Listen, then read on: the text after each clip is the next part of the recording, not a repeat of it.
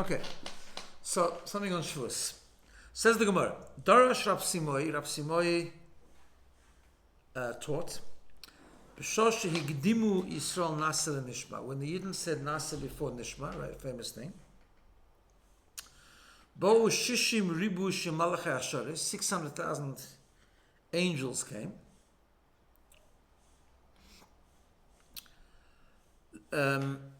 L'chol echad ve'echad miYisrael, and to every single Yid, koshru lo shnei ksarim. They gave them 2 crowns. Echad keneged Naseh, one corresponding to Naseh, ve'echad keneged Nishma, right? One corresponding to Nishma. Then the Gemara talks a little bit about this and what happened when the Yidden served the Egel Azov. Then the Gemara later on tells a story that there was one of the Sadducees, one of the Tzduki, was once looking at Rava, was a great Talmudic Amoira, that he was trying so hard to understand something in Torah that he was even hurting himself, and he said, well, it's your fault. You're a very hasty nation. You put your mouth before your ears. In other words, you didn't stop trying to understand first and to see if this works for you, kind of thing, and you just jumped in, right? Okay. So this is the famous thing, the greatness of the Jewish people, that they said Nasa before Nishma. The problem with the Gemara is 2 things we have to understand. First of all, the beginning part doesn't seem to match the end part. We say like this.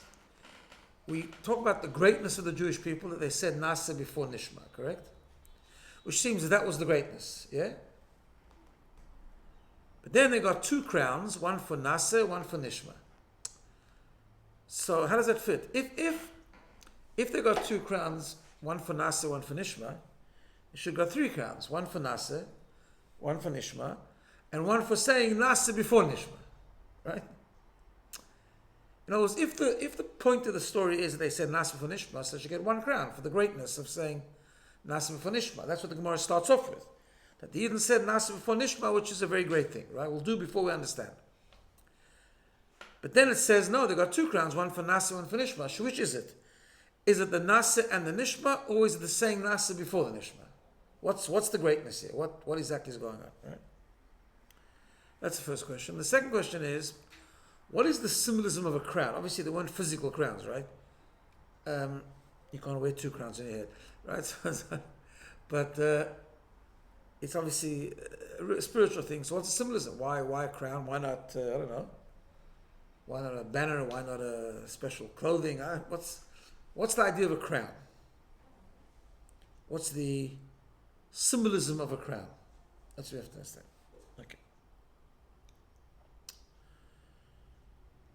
So here we have to understand a fundamental principle. It goes like this. Matan Torah, first of all, let's give the following introduction. Matan Torah wasn't just about getting the intellectual subject called the Torah, right? Matan Torah was a marriage between the Jewish people and Hashem. And we say that Matan Torah, what happened, Chassidus explains a lot, the Matan Torah, what happened with Matan Torah is, they didn't got the essence of the Torah, the holiness of the Torah, the transcendent part of the Torah, the part of the Torah that even is higher than intellect, right? Torah is Hashem's tool, Hashem's blueprint, Hashem's will and chokhmah, so to speak, right? All right, so what does all that mean? So we have 2 things here. We have something called Nasa, and we have something called Nishma. Nasa means to do without understanding. Essentially what that really means is emunah, the idea of emunah, right? The idea of surrender. Surrendering to what? Surrendering to something I don't understand. Correct? That's what emunah is, essentially. Yeah? You don't need emunah for something you understand, right? Something you understand that you should do, or something you understand you should connect to, you don't need emunah for that. Yeah? So emunah by definition is surrendering to something that is higher than my understanding. I don't understand it, I don't even necessarily like it, or it doesn't relate to me, but I surrender to it because I have faith, I have emunah. Now, that's a famous idea, but let's break this down a little bit. There's 2 ways, right? There's 2 ways that a person could have emunah that transcends intellect. There's two ways that can happen. One is because of intellect. What does that mean? In other words, sometimes surrendering to something that is greater than you, or to something that you don't understand, is in itself a rational decision. How? A person's a smart person. He thinks through things, right? So it's not far off for a person to arrive at a conclusion, which is a logical thing, really. That listen, we are people. First of all, there's a creator of the universe. He's greater than me, right? We are people that are very limited. We are very finite. We come to the conclusion, if we think straight, that our intellect, our understanding, is finite. It has a border. It has a gvul. It has an end. And there are those, or there are things, or there's a being that is higher than me, that understands better than me, that sees a bigger picture than me, that knows better than me. So it's worth it for me, it makes sense to me to surrender to that being, even though I don't understand it. You understand? So I'm surrendering to something which is higher than me. I'm surrendering to Hashem logically. Logically. Makes sense. Hashem knows better than me. Right? And we have this idea. We have this idea that there is a munah which comes from seichel. There's a munah that comes from seichel. We even learn that Avraham Avinu, the beginning of his amunah, was like a human amunah. He worked it out that there must be a creator to this world.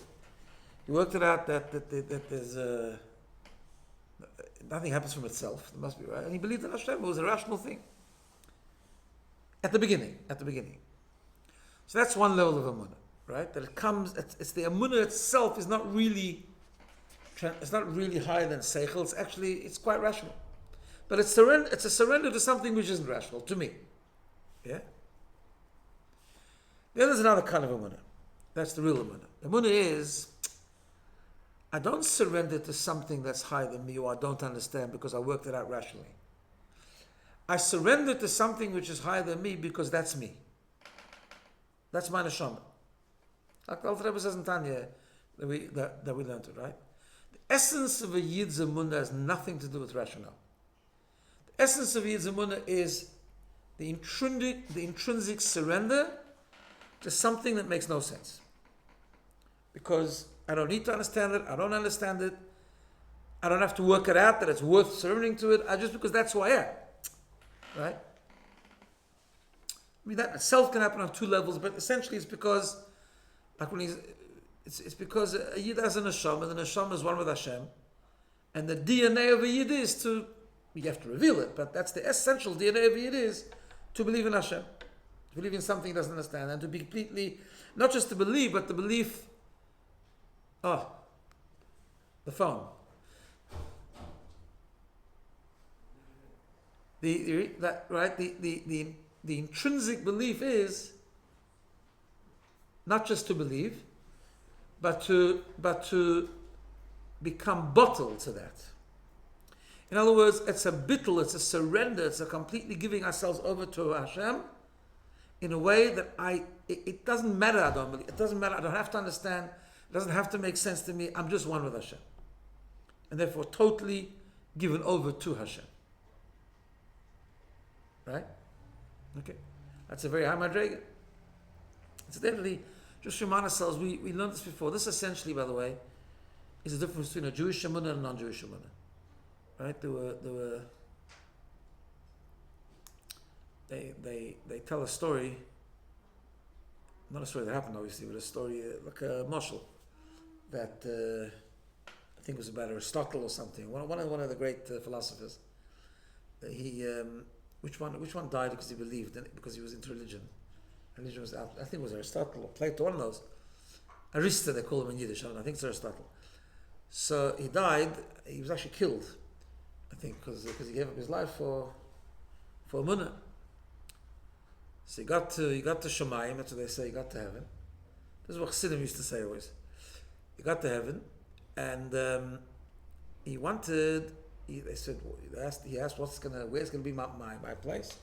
He said, yeah, a good guy, will give you some nice reward or whatever. He says, no, he wants a place next to Avram Avinu. Right? Avram Avinu? He says, why Avram Avinu? He says, Avram Avinu also had Mesiras Nefesh. He was ready to take his own son to the Akedah. So he had Mesiras Nefesh. I had Mesiras Nefesh. Right? So we're partners. Now let's just pause here for a second before we get to the answer that they gave him. That's what the story goes. Avram Avinu, as I said, started off with like an irrational manner, but it didn't end off that way. Once Avram Avinu got the Jewish neshama, which happened according to Chassidus by Lech Lecha, when Hashem gave him the first mitzvah, he was elevated to a completely different level altogether. Which is why we learn the main Mesiras Nefesh of Avram Avinu was the Akedah, when he took Yitzchak to the Akedah. Why? Because when Avram Avinu had a munah when he was a child, not only had a munah, but also we know the story that he was ready to jump into the furnace. He jumped into the furnace actually, right? Because of his munah. At the end of the day, it was a rational munah. And we find by non-Jews also, we find that they have a munah and they even have Mesiras Nefesh. They're ready to give up their life for their belief system. Why? Because it's a rational decision. The decision is that they so believe in what they so believe in what they believe in that it becomes not worth living if you can't have it. Right? And therefore you're willing to give up your life even because a life without that faith is nothing. Right? By Yidden we see that's not the emunah they have. Why? First of all, we see what it says in Tanya, that a Yid will give up his life even if he's not shomer Torah mitzvahs. But when push comes to the shove, that deep emunah, that intrinsic emunah, suddenly comes out, he'll jump into the fire. Right? Famously, give up. When he's forced to serve Avodah Zarah, he'll give up his life very often. Right? But Avraham Avinu also see the same thing. What was Avraham Avinu? Avraham Avinu discovered monotheism. Right? Believes in Hashem. Not only believes in Hashem, but it says in Parashat Lech Lecha that he spread emunah. He taught emunah. Right? Okay?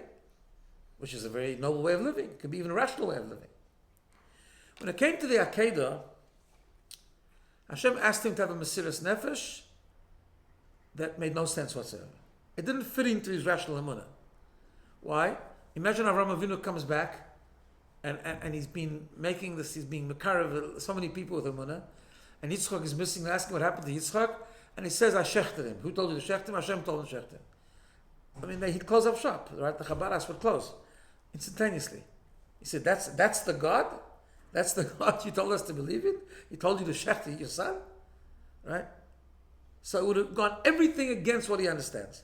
And he went anyways. Why? Because Avraham Avinu graduated into a munah that had nothing to do with seichel. So going back to the story, Aristotle comes up and he says he wants a place next to Avraham Avinu. So they said to him, no. Why? Because we both had Mesiras Nefesh. So the answer they gave Aristotle was, you didn't both have Mesiras Nefesh. Avraham Avinu had Mesiras Nefesh. You just took one temptation and replaced it with another temptation. In other words, some people live for pizza and you live for emunah. But it's a rational thing. It's the same. I mean, it's much more noble, it's much more beautiful, of course. But it's not intrinsically, fundamentally different. Understand? So therefore, the Jewish emunah really, just which we have to tap into, this is the Jewish emunah that we discovered, that we got from Avraham Avinu, and we tapped into it by Matan Torah, right? Is intrinsic emunah. Emunah that's just emunah because we are it. We are connected to Hashem, and therefore we are totally surrendered to Hashem, and our bittul is absolute. There's no strings attached to our bittul. It's not, I have bittul because I understand it, but when I stop understanding it, my bittul is going to become weaker. No. The bittul is there. It can't be anything different. It says when the Yidden were stood in Matan Torah, they saw Elokus, they saw godliness. What do you mean they saw?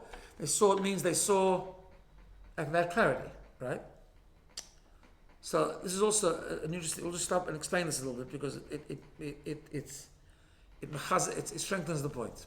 There's a famous word that the Rebbe brings, that it says by Matan Torah, that the Jewish people, they saw the thunder. What do you mean they saw the thunder? You don't see thunder, you hear thunder. Right? So Rashi comments on it, and he brings a famous chazal, that one of the miracles that happened in Matan Torah is Royin es hanishma, b'shoymin es hanira. They heard what is normally seen, and they saw what is normally heard. Which means they heard the lightning and saw the thunder. Okay.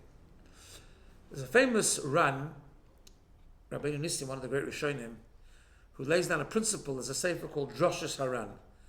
The Droshes of the Ran, Rabbeinu Nissim. And one of the principles he lays down there is that Ovad Kutshobricho Nisa Lamagona. Hashem doesn't do a miracle for nothing. Hashem doesn't perform miracles for theatrics. Hashem performs miracles when it's necessary and or has a lesson. Right? Yeah, so Hashem wanted Matan Torah to be with a big fanfare and to be with fire and smoke and everything. Okay. But to perform such a miracle that you should see the thunder and hear the lightning, what kind of miracle? What's the purpose of that? What was the idea?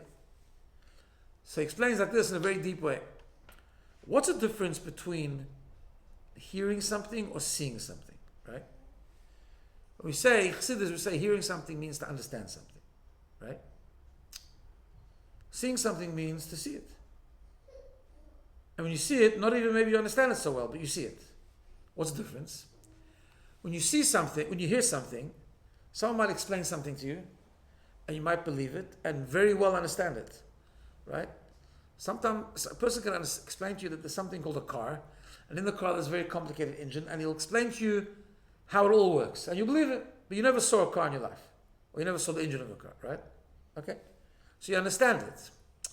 You understand it, you believe it happens, but is it absolutely certain to you that the car exists? No. Because you're relying on you're understanding it, but there's always maybe a different way to explain it, or maybe someone can explain it a different way, or maybe you can explain it, disprove it, right? So when you hear something, there's not that absolute certainty. You might believe it, but it's not certain at the end of the day. You know, it could be, yeah, you worked it out, but yeah. If someone takes you outside and opens the car, the boot, the bonnet, whatever, and he shows you the engine, you don't understand what's going on there. But one thing you know for sure, it exists. Absolutely, beyond a shadow of doubt. You've seen it, right? You've seen it. Same thing with the Munah. The Yidden, and a Shoma of a Yid, and comes from Matan Torah, comes from Romino, the type of a Munah that we have is not a rational Munah. We worked it out. Maybe we don't even work it out. Maybe we don't even understand it so much, but we've seen it. The Yidden saw Hashem, so to speak. That saw Hashem. That clarity, like seeing, right? Which means that it's completely certain. It's a certainty that's beyond, it doesn't make sense, it doesn't make sense, it's a certainty. And that certainty brings to a certain bittul, which is absolute. Yeah? That's why there's a halach in Gemara that ein eid nasa dain. If someone witnesses a crime scene, they can't become a judge to see the case. Why not? In a way, it would be better if someone witnessed a murder crime scene. What better judge is there to be in the court that he saw himself? Doesn't have to rely on testimony, you can see it, right? But the reason is, because the Torah says that whenever a court case comes to the Sanhedrin, they have to be impartial. There has to be ways that you can rule guilt or you can rule innocence. There has to be a way in your mind that you could maybe question the case and say maybe the person is innocent, right? Someone who was witness to the scene can never do that. It's possible, it happened. What do you mean I saw it? What do you question, right? So you have to have judges that never saw it. They're hearing about it. So at least gives them the possibility to question. You understand? But if you see it, there's no questions. When it came to Matan Torah, what happened? For us, take us for example on a regular day, not what it is deep in our neshama, but consciously. The world is something we know exists. Why? I see the table, I know it's here. Right? That's normally what's seen. Hashem, godliness, is heard. I mean, we hear about it, we believe it, but is it certain for us? I mean, it is in our neshama, but consciously, does it have that level of absolute certainty? No. Right? When the Yidden came to Matan Torah, the whole thing was reversed. Royin esanishma, they saw that which is normally heard, meaning Hashem, Elokus, godliness, which is normally a hearing thing. You understand it, but you never seen it. You don't know for sure, right? That suddenly was seen. That became absolute. And Shoymin Sanira, and then with that which was previously absolutely seen, became heard, which means the existence of the world, the truth of the world's existence, which till then was completely, absolutely certain, became questioned. Because once you experience godliness, the world's existence is under great question. Does it really exist as an independent existence, right? Like the Alter Rebbe explains in Tanya, Shari Chudamuna. Ultimately, the truth is the world doesn't really exist the way we think it exists. Yeah, there's a world, of course there's a world, but actually it has no independent existence. It's really, its whole existence is Hashem. Table doesn't exist as a table. Understand?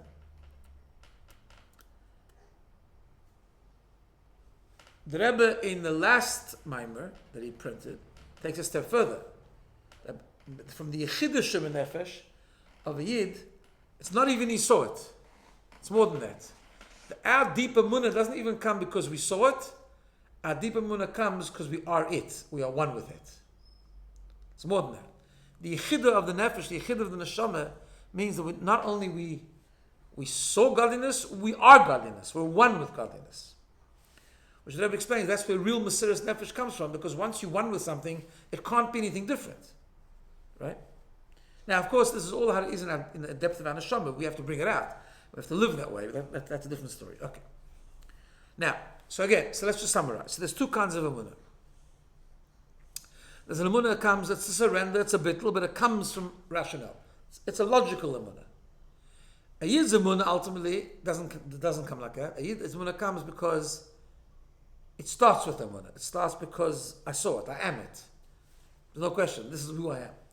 And therefore, understanding is not necessary. It's who I am, I believe.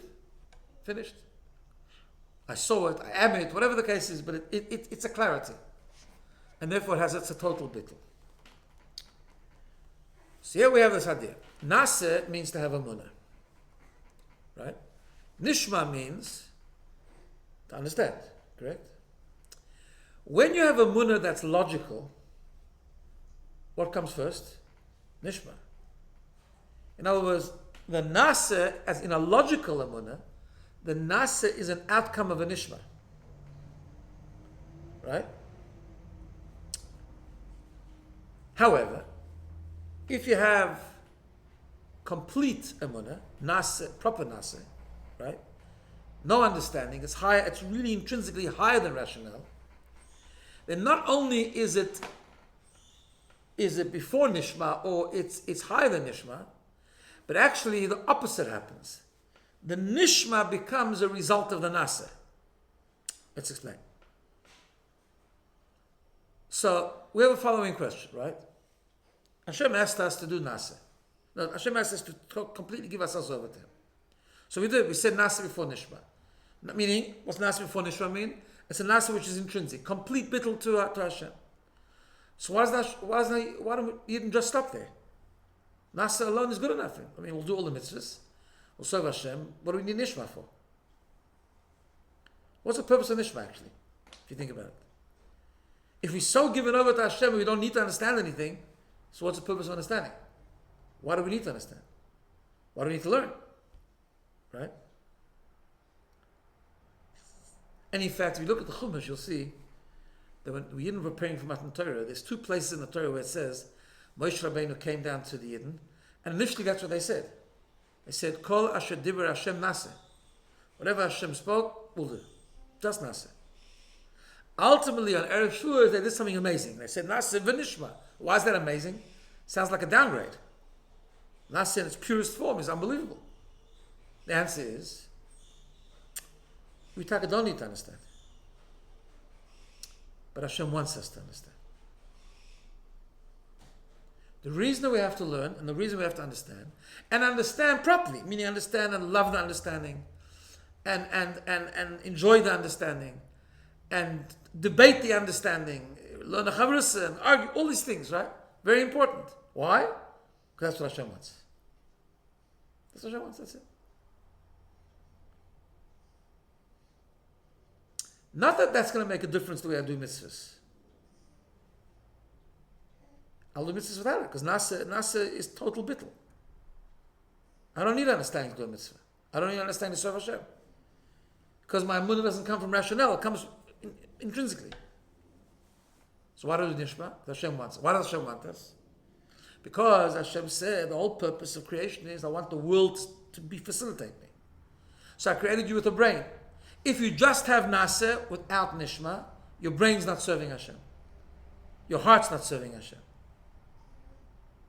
Your neshama is serving Hashem. Your bittul is serving Hashem. Your essence of your neshama is serving Hashem. But you're not serving Hashem. Your brains are serving Hashem. Your hearts are serving Hashem. Hashem wants us to serve Him with every part of who we are. Which means the head must be fully invested. The heart must be fully invested. Everything, right? So what does that mean? It means a different type of nishma. It's not a nishma that I have to understand. It's a nishma that I engage in nishma because it's an extension of nase. The nishma is nase. My bittul is so strong, I don't need to understand. Hashem wants me to understand, I'll understand. Hashem wants me to be fully invested and immersed in learning, for sure. So where does nishma come from? It comes from nasa. The nasa is motivating the nishma. Is that? The nasa is saying you have to have nishma. I think I've told you this story before that I had a Zayda, my father's father, Moshe Gerari. He was a very big, what they call a masculine Chassidus, a very, very deep thinking Chassidus, a real intellectual person. Tovshin Yudbei, he lived in Eretz Yisrael in Tel Aviv. When he came from Russia, but he lived in Tel Aviv. When the previous Rebbe passed away, he eventually made it to the Rebbe. In those days, travel was shvach. And he came to the Rebbe in Tovshin Yudbei, 1952. And he was there for a few months. One of the things he was there for was Purim. And he was there Purim, and in those days, the Farbrengens for the Rebbe was smaller. Not in my time, but in those, it was smaller. And Chassidim used to sometimes go over to the Rebbe and ask a question or that kind of thing. Then that was stopped in my days when I was a Bachar, you couldn't, one or two people sometimes went over to the Rebbe, but otherwise it was not. Yeah. So he went in the middle of Purim is an uplifted time. So he went over to the Rebbe in the middle of Purim for Brengen, and he says he wants a bracha from the Rebbe. And the bracha is that he should have a munah. He wants a bracha for a munah. Why? Because he said to the Rebbe, I don't understand anything anyway. Which is interesting for him to say that because he was a very deep thinker. But he said, I don't understand anything anyway, so I want a munah. So he said in Yiddish, versteht man gar nicht. We don't understand anything anyway, so a munah we should have at least. And the Rebbe answered something very deep. This is the idea that the Rebbe answered, really. The Rebbe said, I'll say in Yiddish first, he said, verstehen darf man. He said, you have to understand. Aber man darf nicht wollen verstehen. But you mustn't want to understand. What that means is, understanding is critical. But it can't be the thing that you depend on. You mustn't say, I have to understand before I can do. Or I have to understand so I can do properly. It needs to talk to me. It needs to resonate with me. No. That's not serving Hashem. Serving Hashem is about total bittul. The understanding must be an outcome of the bittul. The understanding is what Hashem wants us to understand. So in essence, what happens is there's only one thing.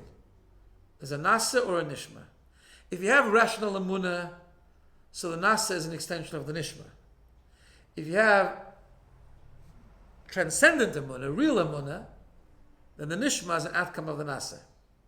Because you have real emunah, you don't need the nishma. But you do because Hashem wants you to. Hashem wants you to serve with every part of who you are. So it wasn't so great of them to say nasa before nishma? Sorry? It wasn't so great of them to say nasa? That was, because what they did was they were able to tap into that and they were able to reveal that emunah. And to extend it so much that it was such a real bittul that will even do something that's against the bittul, which is to understand, but as an outcome of the nasa. In other words, when the Yidden said nasa before nishma, both the nasa and the nishma were part of nasa. How do we know that? Because they said it first. If they would strive for a munah which is a rational munah, they would have said nishma v'nasa. We have to work it out first to have a munah. Is that? Now we're going to understand the whole Gemara. They didn't get a crown for saying nasa before nishma. They got a crown for their bittul. Why a crown? Why a crown? Crown's a sign of beauty. What's a crown? A crown is above the head. That's what a crown is. It's when you rise above your thinking. Right? When they said nasa before nishma, Hashem gave them 2 crowns. One for Nasa, one for Nishma. What's Nishma got to do with the crown? Nishma is understanding. Nishma's got to do with your head, not what's above your head. The answer is no. Because when you say Nasa before Nishma, the Nishma is also Nasa. Nishma is also coming from that Emunah. The Mishnah is also coming from that Bittul. So therefore, the crowns were for Nasa and Nishma. But why did they get crowns for both? Because they said the Nasa before Nishma, so it showed that both the Nasa and the Nishma were both Nasa. Had they said Nishma before Nasa, they would have got no crowns. They wouldn't get a crown for Nasa either. Because that would have shown that the Nasa is part of Nishma. It wouldn't have deserved a crown. So of course it's only 2 crowns. One for Nasa, one for Nishma. But crowns means that they came from a complete intrinsic bittul. How do we know that? Because they said Nasa before Nishma. So we know what the Nishma means and what the Nasa means. Which is, mamash fundamental, right? That's the whole idea. That's why Matan Torah and Shavuot is such an important thing. Not just about, obviously, Shavuot says the Svarim, we should need to reflect on our learning of Torah, how much Torah we learn, we should learn more, all that kind of stuff. But it's not just about learning Torah as an intellectual thing. It's about learning Torah out of bittul. So that's why Shavuos is really going to the essence of Torah. The essence of Torah, right? So this morning I was listening to a piece for Rabbi Yoel Khan, explaining Shavuos a little bit. Just like a 10-minute thing. It was very beautiful. He said something so beautiful that I think it's based on the Rebbe Sikha, but so you know that the Rebbe revived the minhag in the 70s, the late 70s. The Rebbe revived the minhag that people should go to shul on Shavuos and hear the Aseres Dibros, right? Very, very important. Everyone should be in shul, hear Aseres Dibros. One of the things the Rebbe did was he said even little children, right? Even little children should come. Even babies, infants should come to it. That's what people do now, right? What was the emphasis on that? What's the emphasis on children? So he said, okay, so obviously there's certain things we understand superficially. There's a famous medrash that Hashem came to the Jewish people, and he said, I want a guarantor for the Torah, right? So they tried the Ovais, the Nevi'im, the prophets, and it ended work. The Hashem didn't accept this. Hashem said, until they told Hashem, Boneinu arevim ba'adeinu. Our children will be guarantors for the Torah. That's what that is. That's emphasis on children. So you got to bring even children to your Aseres Dibros and all. But then he said a deeper pshat. Pshat's like this. What's a child? The child doesn't understand. What do you bring a 1-year-old to Aseres Dibros? He doesn't know what's going on, right? The child is a symbol of the child within us. Not just the child. We've got to bring our child to that Aseres Dibros also, right? Our child. Yeah? What's our child? Our child is that emunah, that basic emunah. It says by Moshe Rabbeinu, it says there's an expression, Pesi yamin l'chol dover. A fool believes everything. Right? Say Chazal, Pesi yamin l'chol dover, a fool believes everything. That's Moshe Rabbeinu. What do you mean that's Moshe Rabbeinu? Moshe Rabbeinu was the greatest intellectual that ever lived. One of the greatest intellectuals, at least. He gave us the Torah, right? That's right. Moshe Rabbeinu was the ultimate bittul. That of course he understood it, and he gave us the Torah. Who can understand better than Moshe Rabbeinu? But it was all coming from a deep emunah, a childlike emunah, a foolish emunah almost, right? They believe everything, not a foolish emunah. Obviously it's very deep. Foolish means something that's lower than intellect. This is higher than intellect, right? In other words, it's because you believe total bittul. That's why it says in Kabbalah and Chassidus that Moshe Rabbeinu was the madreg of Chochmah. Chochmah is bittul. BINA is really I understand. Chochmah is I don't understand. I know that it's there. I see the truth, but I don't get it yet. In other words, there's no I there. It's a submission to something higher than me. That's Chochmah. And Moshe Rabbeinu was total Chochmah, was total emunah. That's why upon him it says Pesi Yam L'Chol Dover. It's like a childlike emunah almost, right? That's why the Rebbe said you have to bring children to your Aseres Dibros. That's what Yoel explained, based on the Rebbe Sikha, that it's a child in you that's to come. Because what Shavuot is not about committing to the understanding of Torah. In fact, a very interesting minhag in Chabad, I know everyone learns on Shavuos night, take on learn all this kind of stuff, but actually in Chabad we don't learn on Shavuos night. I mean, we do now because we give shirim. But really the minhag of Chabad is that we say tikkun. You know what tikkun is? Yeah, you know what tikkun? Tikkun was developed by the Shalah HaKadosh.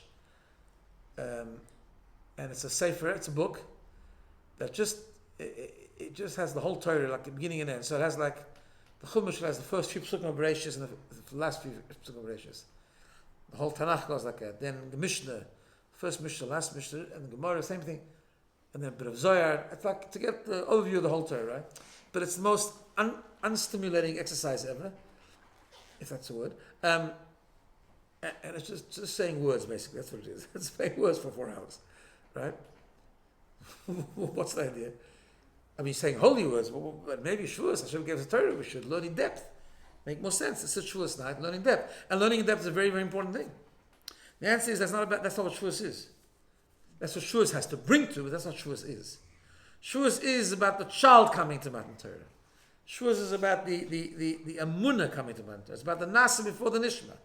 Shavuos is about establishing the Nasa. So that the Nishma should be an outcome of the Nasa. So if you go to a shir and you learn in depth, and you should do that. And you should learn in depth as much as we possibly can, but it's all an extension of the bittul. It's all an extension of the giving us over to the essence of Torah, not the holiness of Torah, the lakus in Torah, the bittul that we have to Torah. Right? Which, by the way, when the nishma comes from Nasa, it's a different Torah. What do I mean by that? There's a very, very big difference if you learn Torah as a subject, where the nishma comes first, or you learn Torah as an extension of bittul. Because when you learn Torah as an extension of bittul, you know that this is Hashem's wisdom, right? So you know that it's completely true. Your job is trying to understand it, but if you don't understand something in the Gemara, that's your problem, not the Gemara's. Right? There's a famous thing, Rabbi Kiva Eger. Rabbi Kiva Eger, he lived about 200 years ago, 250 years ago. Famous guy, famous like absolute genius in Torah. And it's known that he wrote, there's something called Gilyon Hashas. He wrote little comments on Tosfos. In the Gemara you have Tosfos. Tosfos like Natam Rashi's grandchildren. They weren't Tanoim and Amoraim, but they were great Rishonim. They were like Rabbeinu Tam and the Ri. And Kiva Eger was an unbelievable genius, a Torah thinker. But sometimes he would learn a Tosfos, and he didn't understand it. He thought Tosfos, there seems to be a Gemara that Tosfos didn't see, realize, or there seems to be some Tosfos saying something really doesn't make any sense, right? And he wanted to ask a question on the Tosfos, which is a good thing. We're supposed to ask questions. How would he ask the question? Famous thing. He would write on the side of the Tosfos, Lo zachisi lahavin. I did not yet have the schus to understand this Tosfos. And he wasn't that far off from Tosfos. I mean, he was just a different period, right? Not that I think Tosfos making a mistake, and he probably was more qualified than anyone to say that, but he knew Tosfos is not just Tosfos. Tosfos is a great Rishonim, full of kedusha, full of alakus, right? That's a practical example when you learn Torah from Bittul. We understand the kedusha of Torah. Torah is not just a subject. Torah comes from the essence of godliness, right? So therefore, everything it says in Torah, even when a Torah evolves into understanding, we have questions and answers, but I submit to the axioms of Torah. Like it's my problem if I don't understand. And therefore my job is trying to understand. If I don't understand, it's fine. But yeah, when you have equal chavrusas, it's okay to argue and say, no, I understand Rashi like this, you understand Rashi like that. But it's never about, I used to have in school, I remember when this was a problem always, I always tell us the teachers, when I first year I was principal of the small high school, Yeshiva High School. So it's very common for kids, especially kids that don't grow up in like that real holy environment, like kind of thing. I just come from, regular places. You learn a Gemara, you learn a machlokes between Rabbi Yehuda and Rabbi Meir, right? Let's say. Rabbi Yehuda says like this, or Rashi and Tosfos, there can be an argument sometimes about how you understand the Gemara. So you say, Rashi's understanding is this, Tosfos' understanding is that. It's very common to say, common for kids to say, I think Rashi's right. And I used to drive me crazy. I learned not to scream at them, but I was always a teaching where I used to pause and I say, no, we don't say that. Us little small people are going to tell you if Rashi's right or Tosfos' right. They're both viewpoints in Torah, they're both truths. Now let's try and understand each one's viewpoint. It's an arrogance to say, I think Tosfos is right, Rashi's right. That's if you're learning something that, some guy made up, In the secular disciplines, people get cleverer with time. They know more, so they know more what people didn't know before. In Torah, it works the other way around.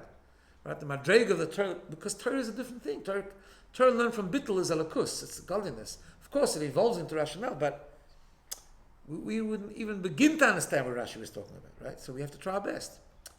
It works. The more the generations, in the secular world, the more the generations, the cleverer everyone is. In Torah, the more the generations, the lower we are.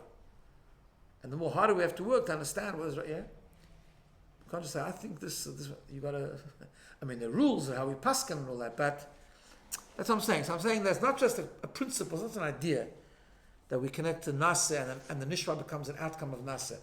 It's how we do every mitzvah and how we learn every piece of Torah. It's a different way of learning, right? Or a different way of doing a mitzvah, right? If you do a mitzvah, if you're just holding my Nishma and the Naseh comes because of Nishma, okay, you'll do a mitzvah even if you don't understand it, but it'll be a weaker mitzvah. Yeah, it's good, it's nice. Hashem is boss, what should I do? It doesn't really talk to me this mitzvah. But if the Naseh starts first, what do you mean? It's Hashem's mitzvah. I'll do it the same. I'll do a mitzvah that makes no sense with the same enthusiasm of doing a mitzvah does make sense. Because it comes from the Eibishter. What do you mean? Of course you've got to do it. It's an opportunity to connect to Hashem, to deepen my relationship with Hashem, right? So I do understand. I don't understand what difference it makes. I do it. And that's how we should do every mitzvah. Now, Hashem also wants me to try and understand the mitzvah as much as possible. Okay? Because He wants my head to be there, He wants my heart to be there. Okay, everything. But it doesn't detract from doing the mitzvah if I don't understand. Because the Naseh comes first. So there's a lot of practical applications of what comes first. Does the Naseh come from the Nishma, or the Nishma comes from the Naseh? And that's the depth of this Gemara, and that's what Shavuos is all about. It's about committing to the Nishma, but the Nishma that comes from Naseh. So it's first of all about the surrender to Hashem and His Torah, and then that should inspire a Nishma as well, and should bring to more learning, of course, but it comes from the surrender of Naseh. Please. Do you think that it could come across like a bit cultish to think that way? Yes. Is that like, and I feel like people would criticize that as like a slippery slope like that. They do criticize that. Yeah, is that, Yeah. what would you say to that? So, What would be the comforting, like if you were arguing with someone that yeah. So what I would say is the following, right? That the pasuk that tells us the most that Hashem is not a cult leader is Hashem says, I'm giving you two paths, and you b'charta b'chaim, you have total b'chira. You have to choose it. Right? It's not imposed. It's not imposed. Now, Hashem wants us to do that, and that's how we connect. If you want to connect with Hashem, that's where it is. But the whole point of Torah is dira b'tachtonim. See, the whole point of Torah is, in fact, this is the famous word, right? The Gemara says that before Matan Torah, Hashem held a mountain over the Jewish people, told them they better accept it, right? That's what it seems like the Gemara is saying, anyways. And then the Gemara says what means almost have an excuse, and they don't have to keep the Torah until Purim came along. Why? What happened to Purim? They re-accepted the Torah on their own voluntary basis, right? So Chassidus explains like this: Hashem didn't hold a mountain, He didn't force us, but He kind of did, meaning a different way. He showed us such revelation and such love that we couldn't resist, right? And Hashem Himself says, Torah itself says, that's not the ultimate connection to Torah. Ultimate connection to Torah is Purim. So in other words, yes, we still voluntarily accepted it when the Torah was given, but it was more like we couldn't resist it. Hashem like swept us off our feet, right? We became so attracted that it wasn't shaykh, yeah? Purim, Hashem was completely hidden. And we made the choice to recommit. That's why Purim is even higher than everything. But it starts from Shavuos. The idea starts from Shavuos. What I'm trying to say is that's the word. The word is, a cult is you brainwash someone until they almost have no choice. And in fact, it's very hard to deprogram them, as we know, right? So it's not about understanding, it's about the choice. Meaning understanding that there's nothing to do with it. Yeah, but the choice is, you have to understand what the choice is. The greatness of the choice is that we have the opportunity not to believe in Hashem because we understand, but believe in Hashem because we make the choice to totally surrender to Him. We become one with Him. We become totally bottled to Him. Yeah.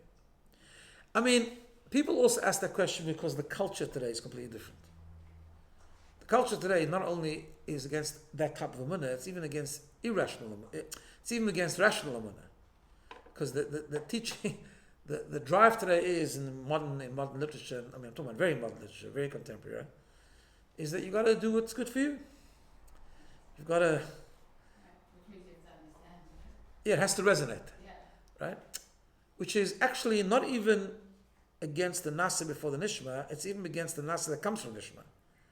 It's actually a stupidity, or you really think that you understand everything. You really think that like, right? When we tell a child you have to you have to brush your teeth, and he doesn't think it's a good idea, right? And we that's not a cult. We just know more than him. That's all. We ask him to, like, just have a bit of brains. Your parents know better, right? But that's a very low level of money. That's not even, and even that they can't handle today. Like, it's just like, I mean, they handle with children, but no, if it doesn't talk to me, if it doesn't resonate with me. That's why it's a whole. It's a big shmooze. That's why. That's also the big mistake now. People are talking about. I hear this all the time now. People saying, "Yeah, I don't keep mitzvahs so much." But I've heard this from people. Unfortunately, people have dropped a bit of mitzvahs and things like that. I say, "But I'm very spiritual. I'm very spiritual." I know a relative of mine. He says, "And that's." He doesn't. You know, I mean, I'm not judging him. I'm just saying, but he went very weak in Torah mitzvahs. He said, "But my relationship to God is as strong as it's probably better than it ever was." I mean, I nodded my head and I smiled and it's very nice. But actually, it's a nourishkeit, because what you're really saying is my relationship with Hashem. In other words, I made God fitting to me. Now I've got God where I want Him to be, kind of thing. So I like the spiritual part of Yiddishkeit, which is a good part of Yiddishkeit. I'm not saying it's very good, right? It feels good. I resonate with it. I'm uplifted. That's all about you at the end of the day. It might be a you know, people have this horrible expression. At least I think it's a horrible expression. I want to become the best version of myself. Right? People say that a lot today. It's a very treif thing, that, you know what it is? Because it's all about myself at the end of the day. I just want to find the self that's a better version. Right? Same people say, I just want to do things that are more spiritual. I'm very spiritual. I like the Fabrenga. I like the Kumsitz. I don't know. I like spirituality. In other words, you like yourself. But what? You're a refined person. So you wanna find that part of you that's more refined, right?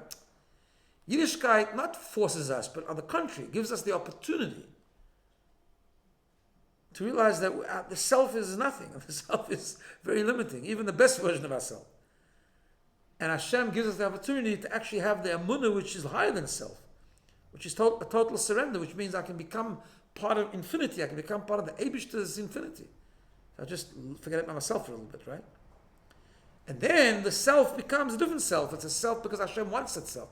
Hashem wants the self, but not as an independent, arrogant self. So yeah, of course Hashem wants us to learn.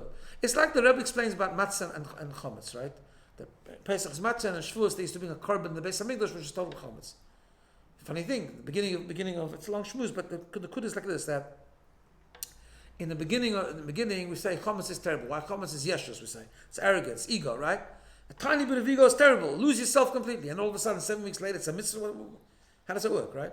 If chametz is bad, it should be bad all year. The answer is because it's different chametz.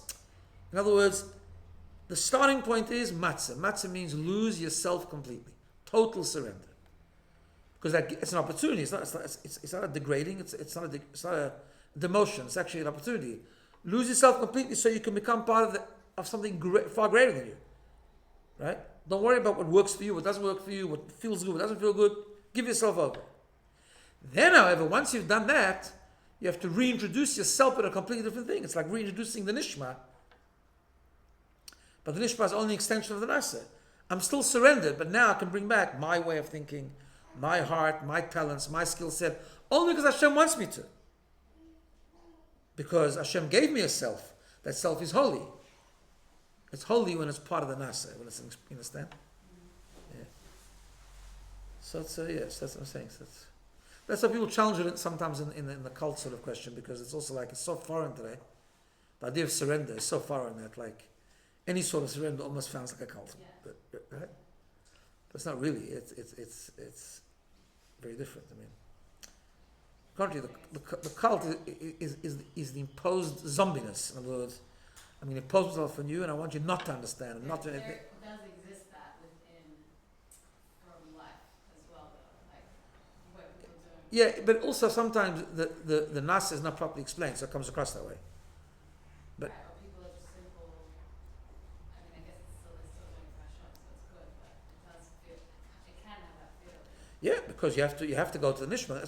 That's why he didn't just say nasa. He didn't also say nasa nishma. Hashem wants the nishma. He wants you. He wants the you, but he wants you as Yeah, an extension of the bittul. yeah.